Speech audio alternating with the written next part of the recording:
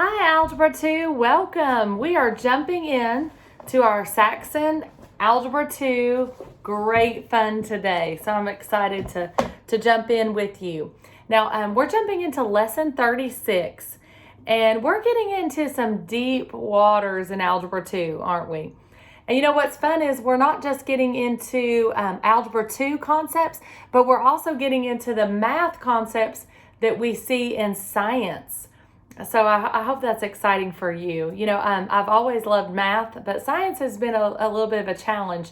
But as I got into upper level high school science and saw that the language that science speaks is math, then it made it a lot more fun. So maybe some of you guys say, I love math or I love science, but when it started speaking so much math is when I felt a little bit intimidated. Well, hopefully today will help a little bit with that. So we're excited. All right, so let's jump into lesson 36, and we're on page 164. So 164 is all about more complex multiplication of rational expressions. So I absolutely love it because you're going to be doing a lot of factoring. One thing I want to remind you is that when you are multiplying or dividing rational expressions, remember that they come as a unit. They come as if they're a trinomial, you can't just start marking out. And we call that, in my class, we say we can't mark out willy-nilly. Like we can't just start marking out X's everywhere. If it's a unit, it has to be marked out as a unit. So that's why we have to factor it to see if there's another factor that would cancel it out. And remember, you can cancel above or below or diagonally, but you don't cross multiply. That's when two proportions are set equal to each other. That's when you cross multiply. So I want to make sure that we're differentiating between those. So lesson 36 shows us a lot more. It also reminds us about division of rational expressions, and some of those are monomials, and we've practiced those before. And I just want to remind you of when you're dividing and it just looks like huge, massive fractions. Just remember, if it's a fraction divided by another fraction, it's just much easier to take that fraction, change the division symbol to a multiplication, and then the last fraction you're going to multiply by its reciprocal. So that makes it so much easier when you see those complicated ones. Let's jump into lesson 36, our practice problems. So we're going to find that at the bottom of page 165. So let me move to my board, and we're just going to do practice A. We actually did practice B in class if you are with me this week. Those of you at home, we'll practice one, but hopefully that will give you the encouragement you need as you complete this lesson. All right, so just two practice problems on lesson 36. So let's jump in together at my board. We're on page 165, and we're looking together at practice A. So again, this is lesson 36, and we're going to do practice A. Now it's going to take a large portion of my board. So when you see it, don't let it overwhelm you, because just like a big juicy steak is exciting to eat, you're not going to stick the whole thing in your mouth one piece at a time, right? So x squared minus 6x plus 9 over x squared plus 5x minus 24 divided by x squared minus 5x plus 6 over x squared minus x minus 72. I don't know about you guys, but I love problems like this because I love factoring. I just think factoring is like the best part of algebra. I probably say that more than once, and I don't mean to say, but I just have so many bests, so there are multiple bests, right? It's like chocolate. How many great ways can you enjoy it, right? All right, so what I'm going to do is I'm going to come below it. Remember, if when we're dividing fractions, it's really keep, change, flip. So I keep this first one the same, so I'm just going to factor right below it. So my leading coefficient is positive. There's nothing in common I can take out, so I look at my last signs first. My last sign tells me positive. That means they're the same of minus. So I'm going to go ahead and put my signs first. break apart my x's. And then what are the factors of 9 that will add to make 6? 3 and 3. And we always check. X times x, x squared, minus 3x make minus 6x. Negative 3 times negative 3 makes positive 9. It only takes a few seconds to check in your mind. But when you go from one step to the other, always verify. You know, you can read an article online, always verify. Is that truth? We should always be filtering. And so as we do algebra, you know, it is very easy to miss one sign. And if you just work all the way through and forget that verification process, one little sign means the difference between right and wrong. You know, one little story that you read online that you assume is true could not be a verified source. So always check that out. All right, let's come below and let's factor that. So I'm going to look at my last sign first. And remember, our leading coefficient is positive. Nothing's in common because the leading coefficient is 1. So this tells me that they're different. So I'm going to put 1 plus, 1 minus. Doesn't matter where I put it. I'm going to break apart the x's, right? Now, what are the factors of 24? And because they're different, they're going to subtract to make 5. So let's talk about that. 24, it can't be 1 and 24 because that subtracts to make 23. 2 and 12 subtract to make 10. 3 times 8, that subtracts and makes 5. There we go, we found it. There's also 4 and 6, but that subtracts and makes 2. So it has to be 3 and 8. So which one gets to go with which? Well, the positive goes with the larger. So we're going to put plus 8, negative 3. Now I'm going to verify. X squared minus 3x plus 8x will give me plus 5 minus 24. We're good, friends. Now I'm going to change the divide to multiply, and then I'm going to flip. So the top one is going to be the bottom up here. So I want to keep that focus. So my signs are different, positive, negative, doesn't matter which goes first. Break apart your x's. What are the factors of 72 that will subtract and make 1? Do you know it? 8 and 9 immediately came to mind because they're so close together. 9 minus 8 is 1. So the 9 has to go with the negative because 8 is positive. Let's verify. X squared minus 9x plus 8x would give me a negative 1x minus 72. We've got it. Now, my numerator becomes the denominator down here. Oh, don't you love factoring? I love this stuff. All right, my leading coefficient is positive. They're the same of minus. Break apart my x's. And what are the factors of 6? Because they're the same, even though they're minus, they're still the same. I'm going in debt, deeper in debt. So it has to add to make 5. Well, it has to be 3 and 2. Let's check. X squared, we've got it. Negative 3x, negative 2x makes negative 5x plus 6. We've got it. Now here's the fun part. I love this. I can't just mark out x's because in parentheses it's a group. It's a binomial. It comes as a group. I can only mark x plus 8 out if there's another x plus 8. Do you see one? It can be above it, below. If it's in the numerator, it has to be in the denominator, or denominator over this way. So remember, when I multiply fractions, it goes numerator to numerator, denominator to denominator. So in order to cancel, one has to be above and one has to be below. Here it is, x plus 8, x plus 8. Do you see anything else? Now these two can't cancel out even though they're the same, but this one below can mark out one of them, not both. Oh, here we go, there's one above and below. So now we did get to mark out both. What's left? Well, friends, can I just mark out the x's and leave negative 9 over negative 2?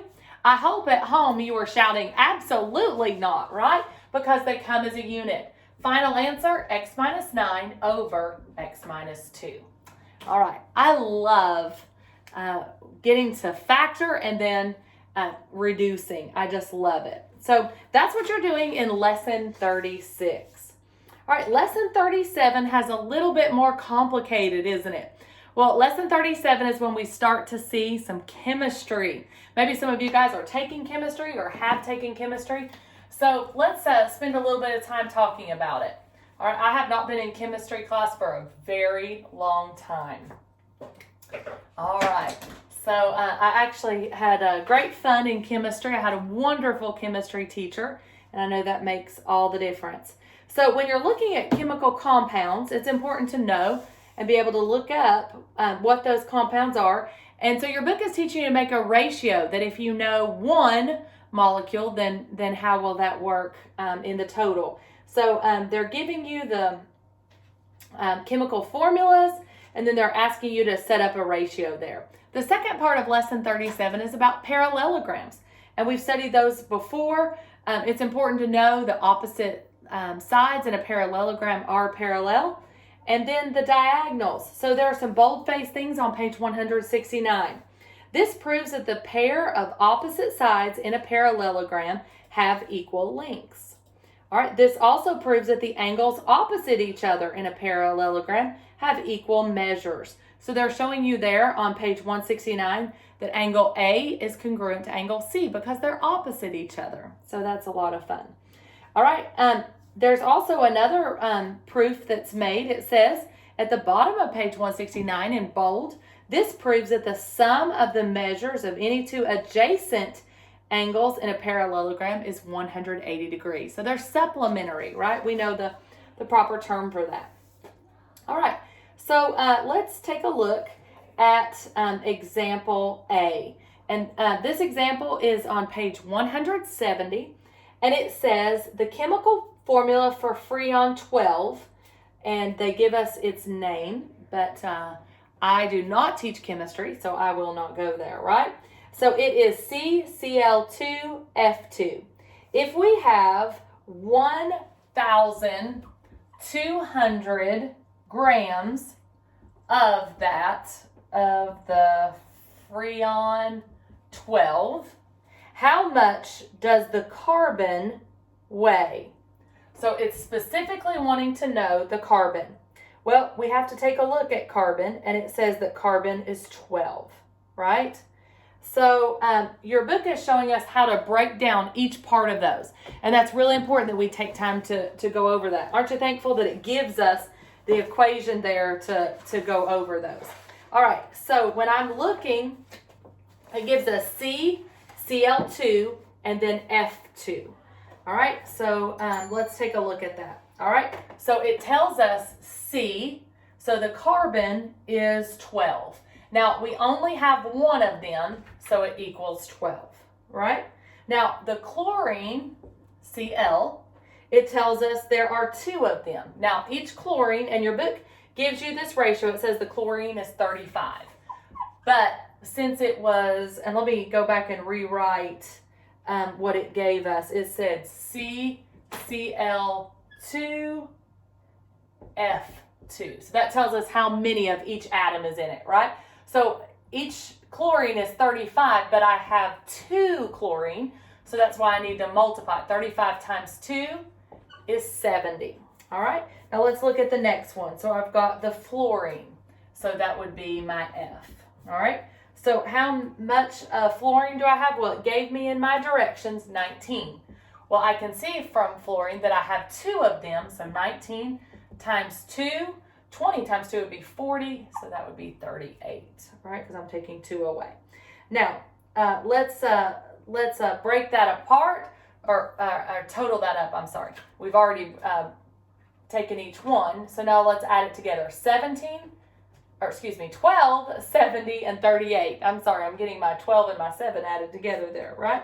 So together, I know that would be 108, and then 8 plus 2 would be 110, 120. So I have 120 total grams, and that's what it said, right? Now, if that was total, so let's talk about it. Our book wants to know carbon. Well, I don't know how much carbon there is, but I do know that, so I've got total. Now, carbon is 12. And I know that it asked me, well, right here, I just found that the total was 120. So out of the 120 total that I have, the carbon is 12 of that. So that's my ratio. Carbon is 12, total is 120, right? Now, let's take a look. What if I now take this equation. So I've got C and total equals 12 over 120, right? Now, my directions in the original says if we have 1,200 grams of Freon, right? So it's wanting to know specifically how much does the carbon weigh, all right? So what am I going to do there? Well, I'm going to change the total to what it gave me here. So what would that be? 1,200. Now I'm going to cross multiply. So 120 times C equals 12 times 1,200. Now I know 120C, 12 times 12 is 144, but I'm going to have to add in those two zeros. So that would be 14,400, right? So now that is my equation, but I've got to get C by itself, so I do the inverse operation. I'm going to divide it by 120. So C equals, well, if I divide by 10, it would be 12 into 1,440. Because I've already divided it by 10, I've canceled out both zeros. So 12 into 144 would be 12, but I've still got one more zero. So how much carbon would I have? I would have 120.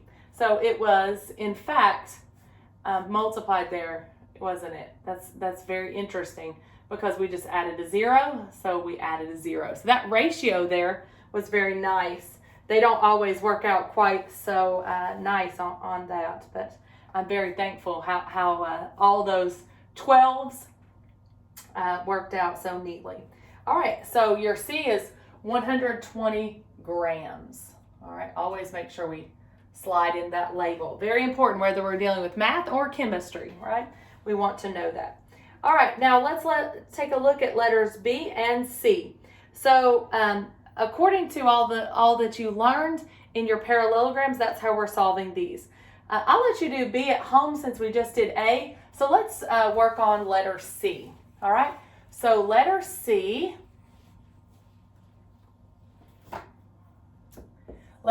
shows us a parallelogram, and I'm going to do my best to draw it nicely. It's just a slanted rectangle, isn't it? So it tells us this is A, B, C, and D. All right, now we know that B is congruent to D, and vice versa with A and C. All right, so it tells us that B is X plus 50, and then D is 10Y plus 70. Now, those are not the same variables, so I can't set them equal to each other. Even though in your book it has 2 H marks, it shows that. If you're doing a standardized test, they don't always remind you of that, so you do need to remember that. Now, it tells us that A, which is congruent to C, is 8Y plus 20.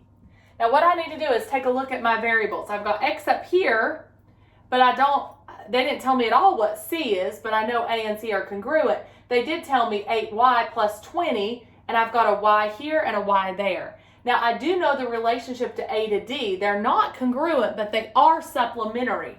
So I can say 8Y plus 20 plus 10Y plus 70 together, both of them make 180 degrees. So let's combine like terms. That would be 18Y. 20 and 70 are on the same side, so it's 90 equals 180. Subtract 90. I've got to get my numbers on one side, my variables on the other. So I've got 18Y equals 180 minus 90 is 90. Now I'm going to divide both sides by 18. What is Y? Y is 90 divided by 18. So that would make it 5. So Y equals 5. 5 times 8 is 40. Carry your 4. So that is correct. If Y is 5, I don't just stop there. It asks me for the variable, but I need to know what this angle is to know what they're equal to, right? So if I plug this in, if Y is 5, 10 times 5 is 50. 50 plus 70 is 120. If D is 120, so is B.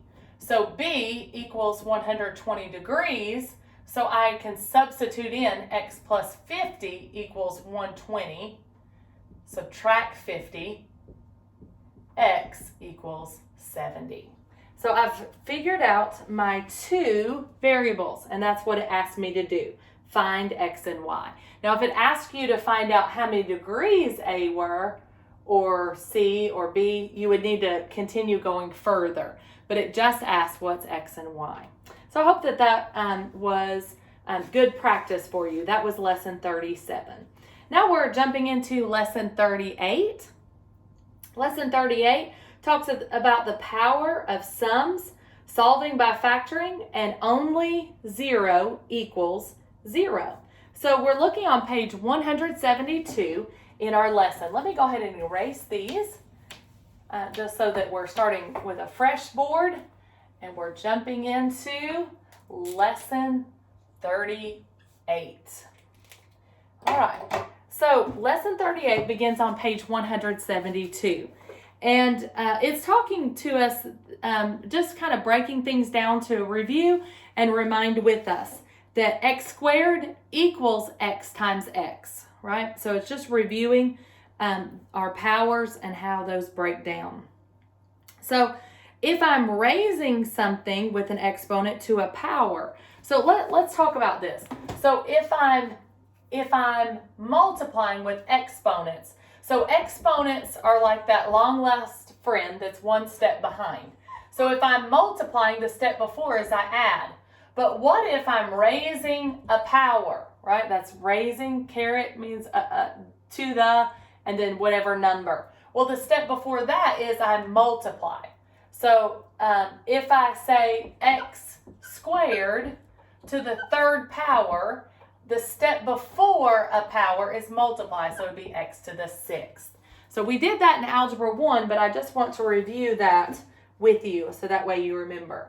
Now, numbers still follow those rules. So if I had a 2 here, it would still be 2 cubed. Everything inside receives the power, so it would be 2 cubed, which is 8x to the 6th, right? So remember our rules there and how that works.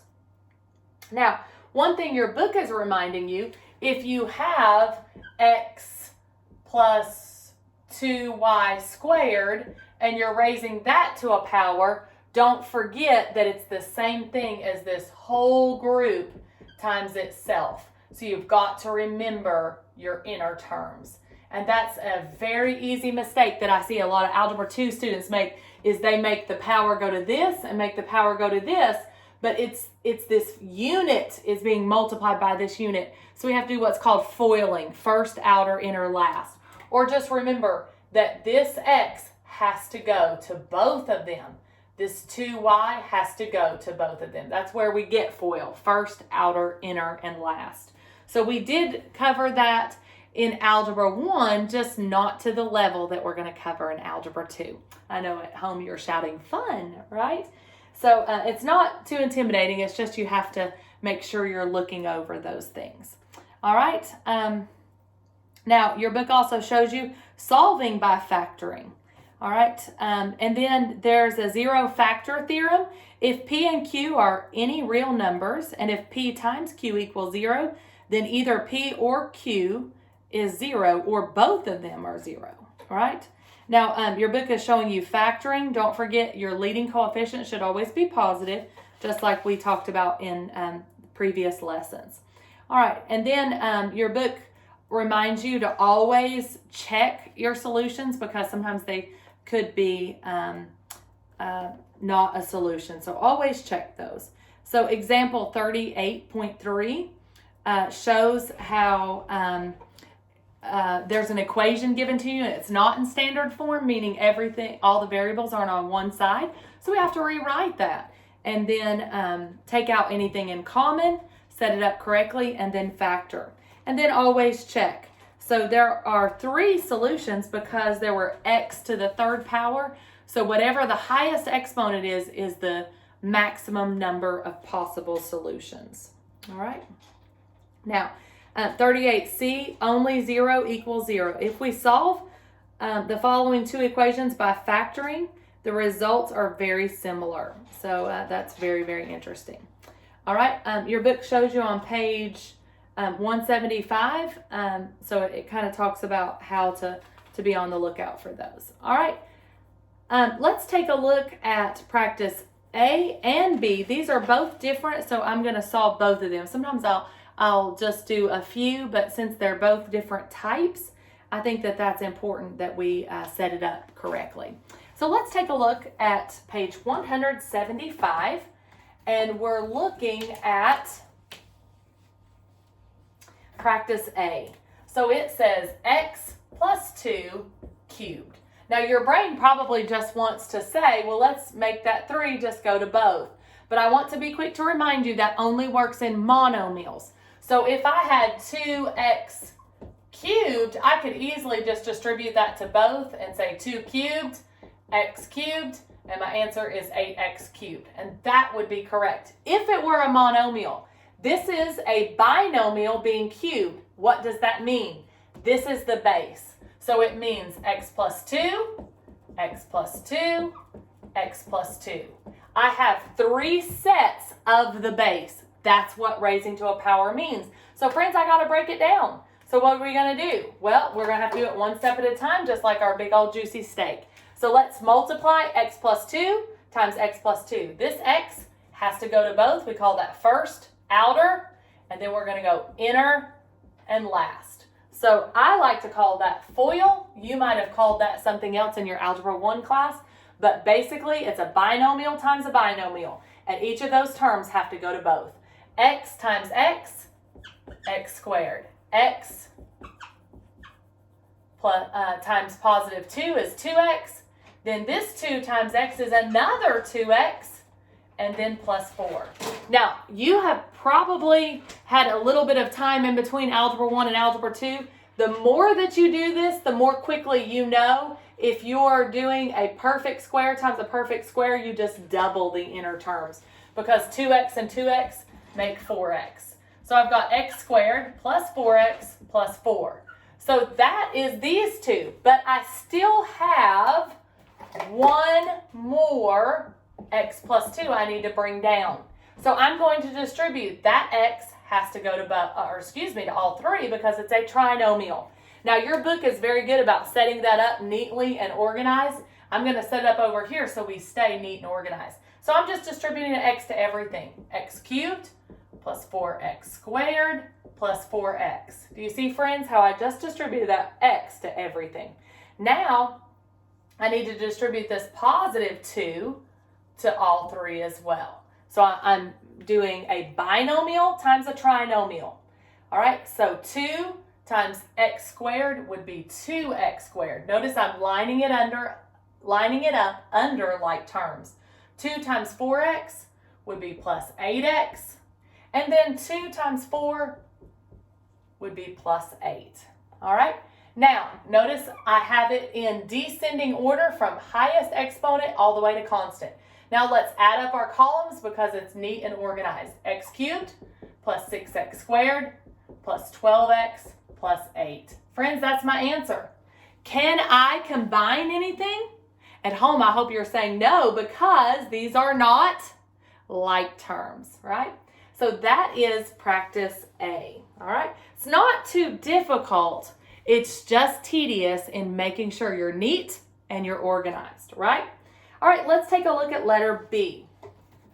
So lesson 38, letter B.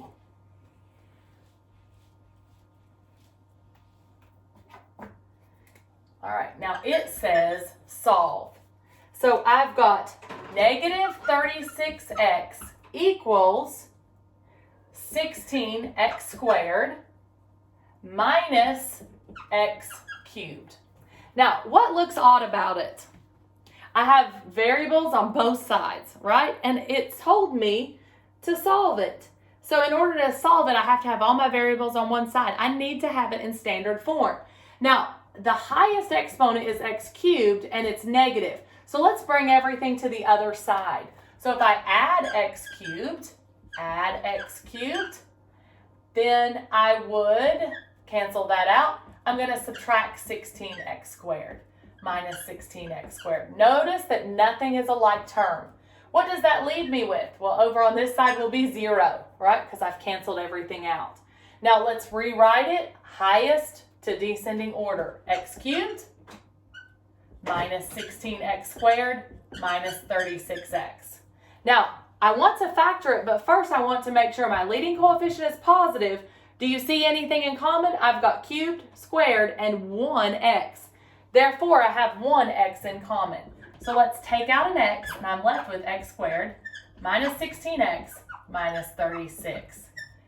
Don't forget your parentheses, and it's set equal to 0. Now I can easily factor. Don't forget to bring down your x. This tells me they're different, and the greater absolute goes there. Now, because they're different, they're going to subtract to make 16. What are the factors of 36 that subtract to make 16? I know it can't be 1 and 36. 2 and 18 would subtract, oh, there it is. 18 minus 2 is 16, so that's it. Notice how I just start and I go in order 1, 2, and I keep on going until I find it. So 18 needs to be with the negative, since it's negative 16, and then 2. Verify to check. X makes x squared, minus 18x plus 2x would make negative 16 minus 36. Now I set all that equal to 0. Now it told me to solve. If the direction said factor, I'm done. But the direction said solve, so I need to break each apart. So x equals 0. First one, break apart. X plus 2 equals 0. This is the second factor. And then the third factor, x minus 18 equals 0. Now solve each of these. This one's already solved. I'm going to subtract 2. X equals negative 2. Notice it's just it moves to the other side, so it's the opposite sign, right? So you'll be able to do that eventually in your head. You'll just write it underneath without working all this out. So x equals 18. And that's certainly okay with me, as long as you understand when it adds 18, it becomes the inverse sign, right? The opposite sign. So my final solutions, x equals 0, x equals negative 2, and x equals 18. And we can plug those back in to verify, is it correct? So that's lesson 38. It's not difficult. Once you get it in standard form, take out what's in common and then just factor, right? So solving is one more step after that and just setting every part equal to 0. Now, lesson 39 is the difference of two squares. So if I have a perfect square, how do I set those up? And then it's talking more about parallelogram proofs. It says that the diagonals of a parallelogram bisect each other. So in a parallelogram, opposite angles are congruent, but also the diagonals bisect each other. So they're going to be cut in half. All right, it talks about a rhombus and some of the fact statements about rhombuses.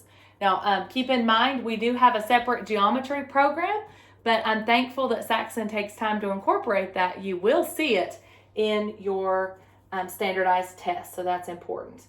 All right, let's jump into our lesson 39 practice. All right, you guys have done a great job, and I'm super proud of your hard work. So lesson 39, and we're looking at practice A. All right, practice A says solve, and I've got 144 s squared. I thought at first that was another variable. S squared minus 36 equals 0. Now when we look at that, we think, oh no, that is not factorable because there are no inner terms. But you always have to look and say, is each of these a perfect square? And remember, we did this in Algebra 1. It's called the difference. It always have to have a minus sign in the middle. If it's not a minus sign, it cannot be factored. If it's positive, now if there's a minus out here and you could take out a negative, but it always has to have a subtraction sign in the middle. That's why it's called the difference of perfect squares. This is a perfect square, this is a perfect square. So when I factor it, I know that it has to be the same of plus, the same of minus. And so it's going to be square root each of these, 12s, 12s, because 12s times 12s would make 144s squared. And then 36 is a perfect square. Square root that is 6. So plus 6 minus 6. Now you can always verify to check. We know that's 144s squared because we just did it. Minus 72s plus 72x cancels out the inner terms. Minus 36. Now it asked us in this to solve by factoring. We factored it. Now break it apart. 12s plus 6 equals 0. 12s minus 6 equals 0. I'm going to subtract 6. 12s equals negative 6. Divide by 12. S equals, and I can reduce that, negative 1/2. Now I'm going to add 6. 12s equals 6. Divide by 12. S equals 1/2. So I've got negative, I'm sorry, I put 1 over 12 instead of 1/2. They reduce. So it's negative 1/2 and positive 1/2. I hope you caught that at home. All right, great job. Now, same thing for letter B. And again, it's a perfect square, so you're going to do the same thing. Now, letter C is a rhombus. The measure of the reflex angle is 306. So it says find x. Find x, a, and z. Now, we know that if 306 is there, then I know 360 minus that, and I'm going to set that up to solve, right? And then we're going to be able to solve for a and z. So you're just going to set those up. Remember, they bisect each other, the angles. So x and b are going to be equivalent there. So that's a great little practice problem for us, and it's very similar to our example on page 178 and 179, and it's 39.3. So I'm going to let you do that geometry at home. Thank you guys, and I hope you've had a great week, and I look forward to seeing you soon. God bless.